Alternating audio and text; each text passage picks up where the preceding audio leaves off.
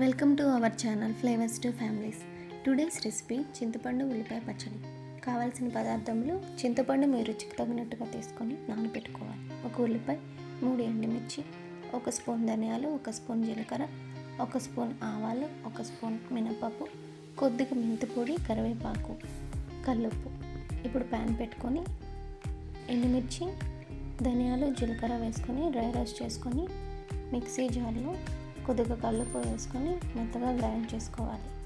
నానబెట్టుకున్న చింతపండును ఉల్లిపాయ ముక్కలను వేసుకొని మెత్తగా పేస్ట్ చేసుకోవాలి. తాలింపు వేసేందుకు కడాయి పెట్టుకొని ఆయిల్ వేసుకొని ఆయిల్ హీట్ అయ్యాక ఆవాలు, మినపప్పు,